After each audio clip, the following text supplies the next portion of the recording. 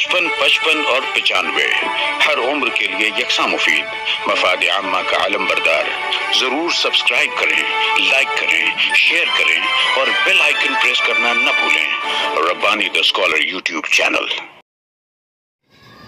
कहानी अनुमान है सिंह वाले बकरे। जंगल के जानवरों को चलता था, उनके आगे एक मसला था। सींग वाली बकरी। अच्छा, वो जरा तो मेरे को ना आवाज में फर्क है, जुकाम कुछ दिन बाद हो जाएगा सीधा। जब तक के मैं फिर भी साफ सुथरा पढ़ने की कोशिश करूंगा। मेरी ये आवाज नहीं है बच्चों, जो अभी सुन रहे हो ना, ये मेरी आवाज नहीं है, मेरी आवाज कुछ नहीं है।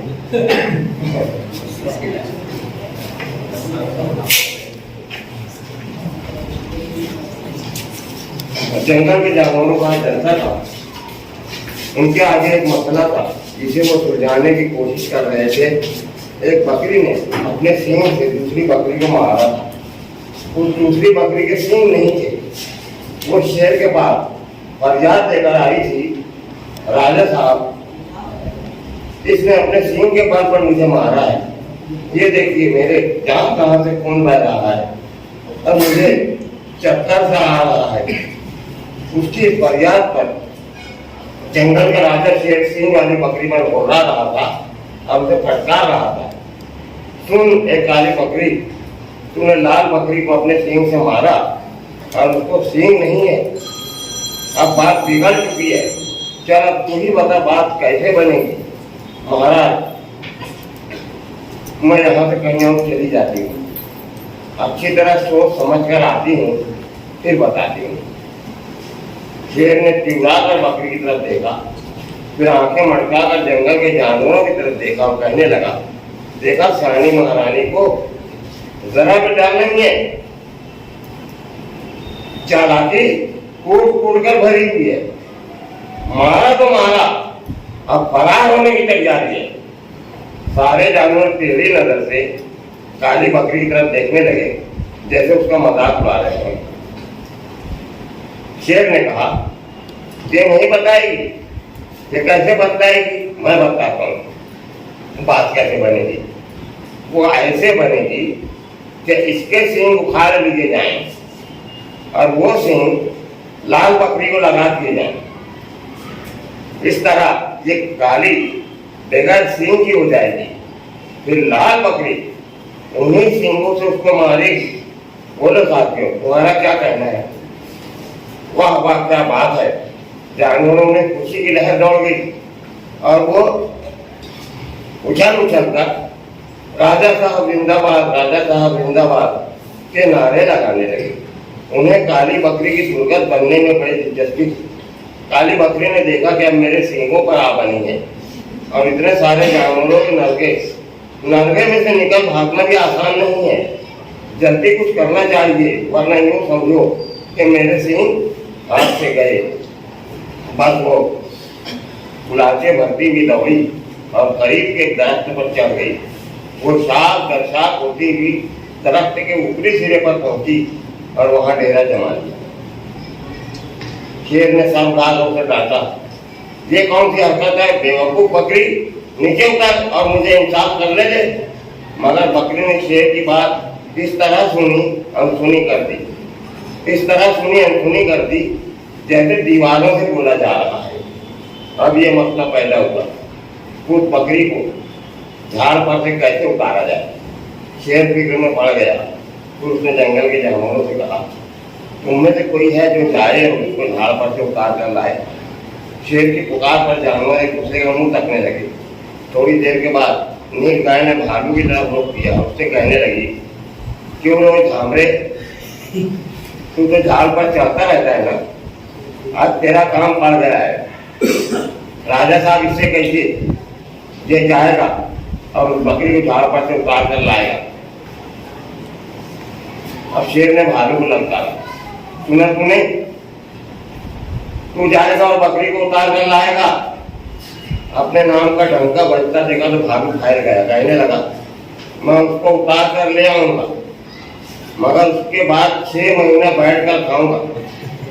भालू की बेसुरी पर कुछ जानवर तो हक्का बक्का से हो गए और कुछ आपस में खुसुर खुसुर करने लगे। कुछ सोचकर शेर भालू की तरफ मुड़ा, मगर उससे पहले नील गाय बीच में टपक पड़ी। सरकार, जंगल के बहुत से ऐसे जानवर हैं जो बैठकर खाते हैं, ये भालू, और ये अगर ये भी बैठकर खाता है तो उसमें हमारा क्या जाता है? शेर ने तिरछी नजर से घूरकर नील गाय की तरफ देखा और धीरे से कहने लगा, यहाँ बैठकर खाने का मतलब दूसरा है, तू नहीं जानती, किसी के आने से पूछ लेना। भालू खूब अकड़ कर बैठा हुआ था, अकड़ कर बैठा हुआ था, ऐसे जैसे जंगल का निजाम अब उसके बगैर ठप हो जाएगा। शेर ने उसकी तरफ से मुंह फेर लिया था, अलबत्ता दूसरे जानवर आंख लगाए हुए उसकी तरफ देख रहे थे। तो वो जाएगा, झाड़ पर चढ़ेगा और बकरी को उतार लाएगा। भालू के बैठकर खाने वाली शर्त पर शेरनी कुछ कहना चाहती थी, लेकिन उसी वक्त दो हाथी आगे आए और वो मियां बीवी थे, यानी हाथी और हथनी। उन्होंने पहले भालू की तरफ देखा जैसे उसका मजाक उड़ाने आए हो, फिर वो दोनों हाथी शेर से कहने लगे, सरकार, बैठकर खाने वालों से कोई काम नहीं बनता, हमको देखिए, हम कभी बैठकर नहीं खाते, आप कोई फिक्र न करें, उस निकम्मे को मस्का ना लगाएं। देखा कैसे बैठा है, जैसे जंगल उसके बाप का हो गया है। आप देखते रहिए, हम दोनों मिलकर अभी इस दरख्त को जड़ से उखाड़ कर फेंक देंगे, फिर वो हमसे बचकर कहाँ जाएगी। फिर उन दोनों हाथियों ने सूंड की मदद से दरख्त के तने को पकड़ा और दरख्त को हिलाना शुरू किया। रफ्ता रफ्ता दरख्त के जड़ के पास की मिट्टी भुरभुरी होना शुरू हुई। उसके साथ ही जानवरों के दिल की कली खिल गई। सिर्फ वो भालू का मुंह लटक गया। मियाँ का 6 महीना बैठ कर खाने का अरमान था, उसके अरमान पर ओस पड़ गई। हाथियों की कोशिश से दरख्त हिलने लगा, शाखों ने झूलना शुरू किया। ऐसा लगने लगा दरख्त अब गिरा न तब गिरा।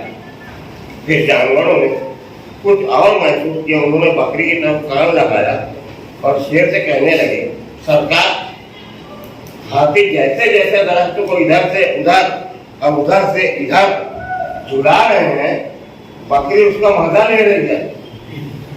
उसको झाड़ कर टूट कर गिर जाने का कुछ गम नहीं है। वो तो झूले का गाना गा रही है। झूले का कौन सा गाना? अरे वही सावन के झूले का गाना जो हम जंगल वाले गाते रहते हैं। खैर खैर, दरख्त नीचे गिर जाने दो, उसको नीचे आ जाने दो, उसके गाने की खैरियत मालूम करते हैं, शेर ने कहा। हिलते हिलते दरख्त की जड़ चरचराने लगी। उसकी चरचराहट की आवाज सुनकर सारे जानवर दरख्त से दूर हट गए, कहना हमारे ऊपर ही चला है। फिर एक बार जड़ों की तरफ से जोर की चरचराहट सुनाई दी और आखिर को वो दरख्त एक से ऊपर ढलक कर गिर ही गया। उस तरफ के जानवर भाग खड़े हुए और बकरी के फरार का रास्ता हमवार हो गया। वो शाखों पर से छूटी और करीब की झाड़ियों में घुस गई। हिरन, लोमड़ी, नीलगाय वगैरह उन झाड़ियों की तरफ लपके। उन्होंने देखा कि बकरी तो अब बहुत दूर चली गई है और बेतहाशा भागती चली जा रही है। हिरन ने उसका पीछा किया और बहुत देर के बाद आई भी तो क्या खबर लाई?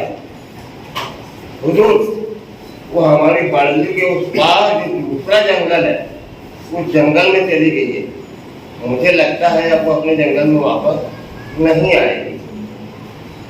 बेवकूफ भालू ने मुंह उठाया और शेर से कहने लगा, फिर सरकार, अगर वो नहीं आई, लाल बकरी को इंसाफ कैसे मिलेगा? चल बदमाश, तू तो कुछ बोल ही मत। जब काम पड़ा तब तो तू कुछ काम नहीं आया और अब मुंह चलाता है, चुप रहे। शेर की फटकार खाकर भालू तो चुप हो गया, मगर वहां मौजूद सभी जानवर कुछ और चाहते थे। उन्होंने आंखों ही आंखों में नीलगाय को इशारा किया। जानवरों की तरफ से सरदारी मिल गई तो नीलगाय ने हिम्मत की। उसने शेर से सवाल किया, सरकार, आप लाल बकरी को इंसाफ दिलाने का इंतजाम कीजिए, हम सब इस काम में मदद करेंगे। लाल बकरी बेचारी इंतजार में है, उसे इंसाफ मिलना चाहिए। लाल बकरी को इंसाफ दिलाने के लिए हम एक टांग पर खड़े हैं, लेकिन क्या करें, अब वो दूसरे जंगल में चली गई है। उसको पकड़ कर लाने के लिए हमें दूसरे जंगल वालों से जंग करना पड़ेगी। जंग का नाम सुनकर लाल बकरी चौंक गई। उसने अपनी गर्दन ऊंची की और कहने लगी, हैं मेरे लिए जंग तक नौबत आ गई? ना बाबा ना, हम किसी से जंग वंग नहीं करेंगे। मैं चाहती हूँ कि अब इस बात को यहीं खत्म कर दिया जाए। जाने दो, मैंने उसको माफ कर दिया, अब मैं उसे बदला नहीं दूँ। लाल बकरी की बात सुनकर शेर का चेहरा तमतमाने लगा। फिर उसने कहा, लाल बकरी ने बहुत समझदारी का मामला किया है, अब हम इसकी हर बात मानेंगे। बात खत्म हो गई। जानवर जितना बीता होने लगे, मगर आपस में सेमी गोलियां करते जाते थे। उन्हें इसका बड़ा अफसोस था कि जिस काम के लिए वो आए थे वो काम न हुआ।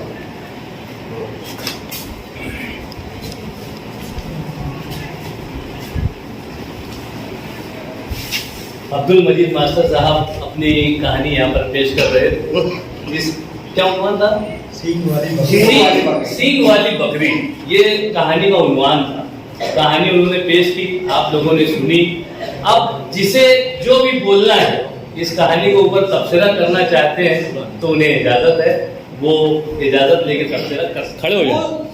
इन्होंने कहा है कि मास्टर है ये ओस पड़ गया, सुने होंगे आपको, अरमानों पर ओस पड़ गई, मोहरा ओस पड़ गई, ये है ना, पड़ गई है ना, हैं पड़ गई, ऐसा हाँ। उसके अरमानों पर ओस पड़ गई, अरमानों पर ओस पड़ गई। हाँ, मैं पड़ गया था, समझा। कोई बात मास्टर इतनी बड़ी गलती कर रहे हैं। नहीं, कहानी कैसी लगी वो भी बोलो। हाँ बोलो। दरख्त के ऊपर, झाड़ के ऊपर बकरी चढ़ गई। बंदर चढ़ते जहाँ पे बकरी भी बकरी भी चढ़ती है, बकरी भी चढ़ती है, चढ़ जाती है, बकरी चढ़ते हुए देखिए हमने ऊपर सुरगाना में बकरी। अरे बहुत ऊपर चढ़ जाती है, मैं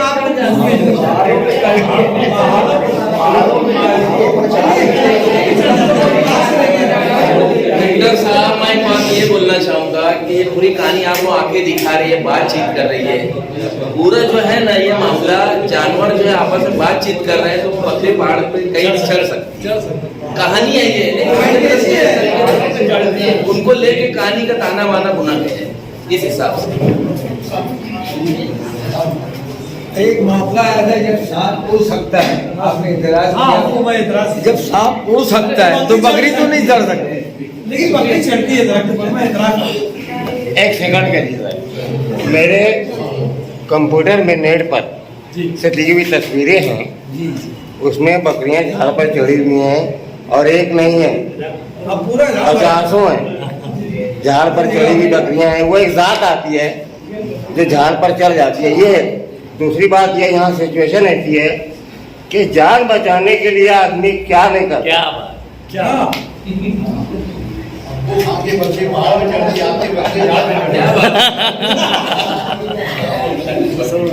बोलिए मास्टर अब्दुल मजीद साहब की जो कहानी बच्चों के लिए बहुत ही दिलचस्प है और उसकी मंजर निगारी जो बहुत अच्छे अंदाज में आपने की है, और मुसाहलत का या बदला ना लेने का किसी से और माफ़ कर देने का जो आपने उसमें इख्तिताम सबक दिया है वो बहुत खूब है।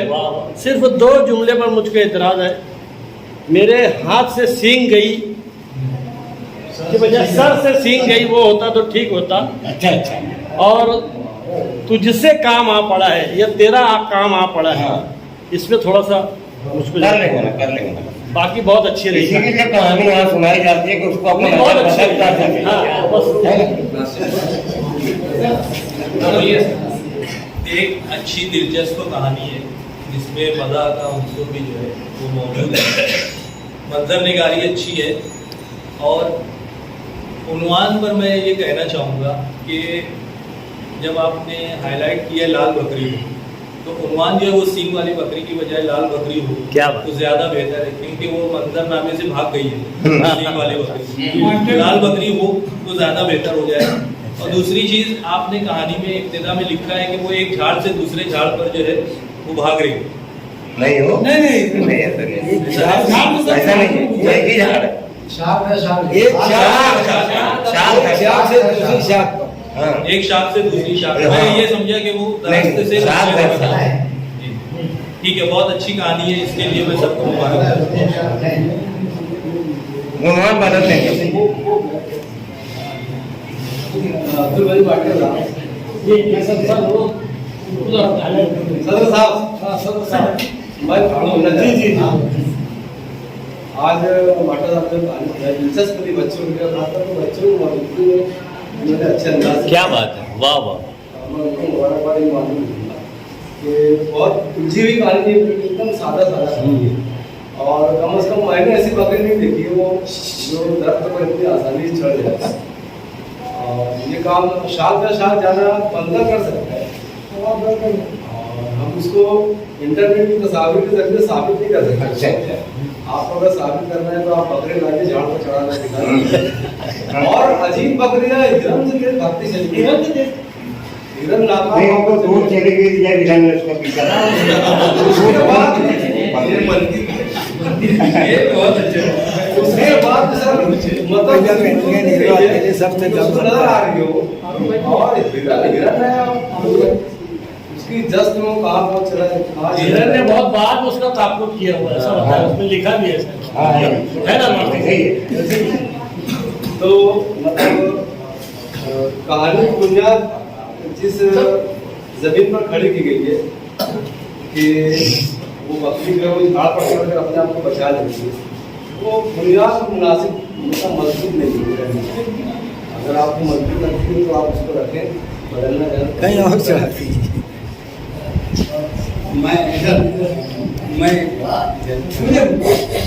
मैं एक बात कहता हूँ कि ये जो ऐसी कहानियाँ लिखी जाएं जिसमें मुख्तलिफ किस्म के जानवर हैं, तो उन जानवरों की फितरत और उनके माहौल को मद्देनज़र रख कर दिया जाए।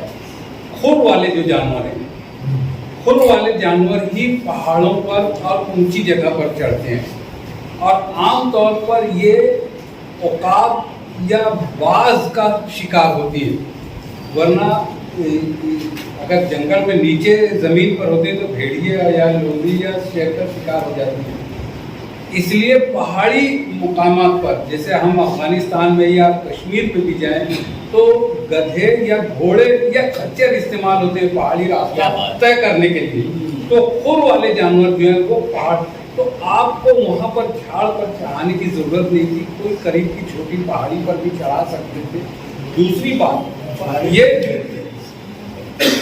जानवरों की जो फितरत है, हिरन जब दौड़ता है तो उसकी जो पुलांचें होती हैं वो 8 फीट की 12 फीट की होती है। वो एक जगह जब पैर उठाकर दूसरी जगह रखता है तो वो 12 फीट होता है, और अगर 20 फीट की नदी का बीच में आ जाए तो वो छलांग मार के उसको भी पार कर जाता है।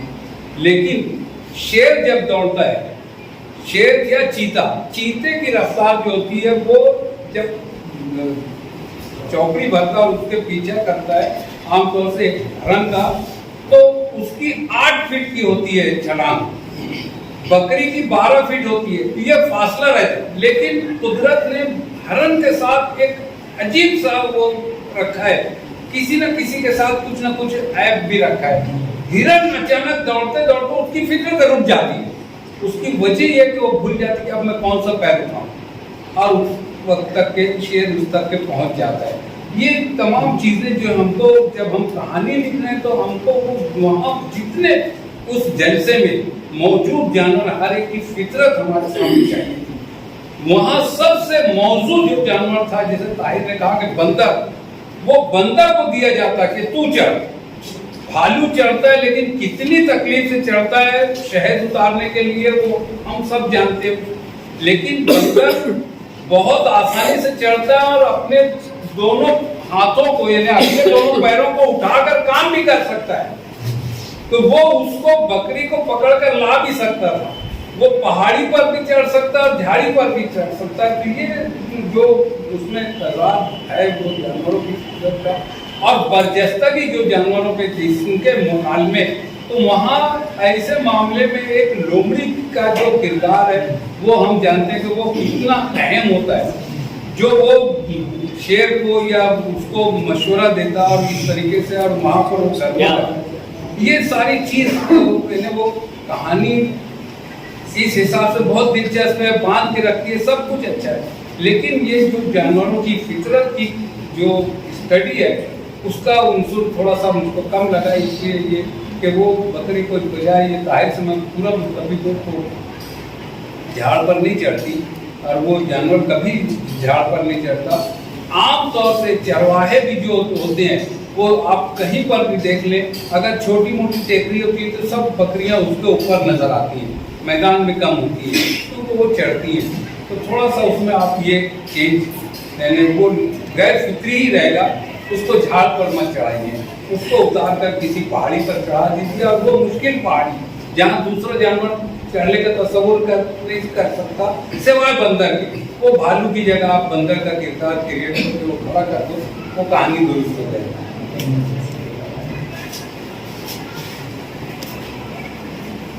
और कोई बोलना चाहेगा अच्छा बोलेगा तो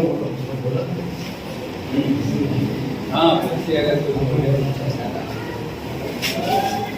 बच्चे जो है आज इसमें काफी ऐसी तादाद है जो पहली मर्तबा किसी अदबी नशिस्त का हिस्सा है। हो सकता है वो सोच रहे हो बोलने को लेकिन डर रहे हो, तो बच्चों को से गुजारिश है कि अगर किसी को ये कहानी अच्छी लगी होगी, समझ में आई होगी या नहीं भी समझी होगी, तो आपको क्या महसूस होता है? आप में तो कोई अगर बोलना चाहे तो बोल सकता है कोई बोलने वाला?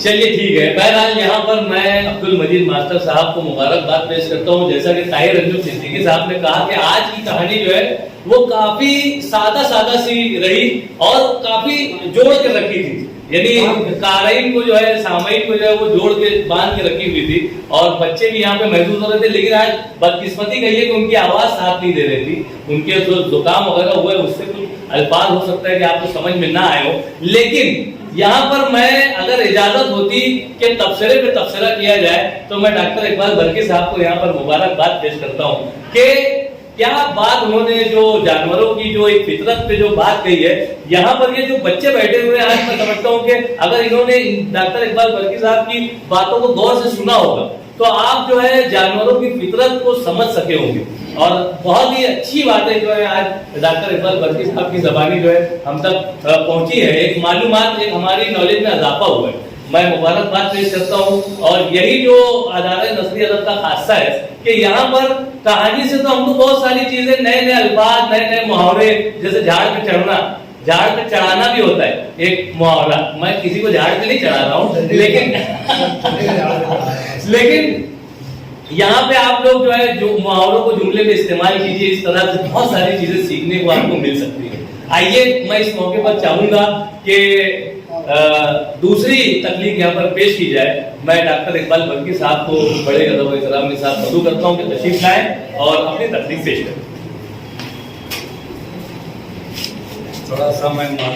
बचपन और 95 हर उम्र के लिए यकसा मुफीद, मफाद आम्मा का आलम बरदार। जरूर सब्सक्राइब करें, लाइक करें, शेयर करें और बेल आइकन प्रेस करना न भूलें। Rabbani the scholar YouTube channel. Rabbani the scholar YouTube channel इल्मी, अदबी, दीनी, मिल्ली, समाजी, सकाफती, तहजीबी, फलाही, तिब्बी, फन्नी, माशी, तिजारती, माशरती, इंतजामी, इनकलाबी, तहरीकी, तहकीकी, तकनीकी, तफ्तीशी, तामीरी, तालीमी व मालूमाती यूट्यूब चैनल जरूर सब्सक्राइब करें, लाइक करें, शेयर करें और बेल आइकन प्रेस करें। Rabbani the scholar YouTube channel.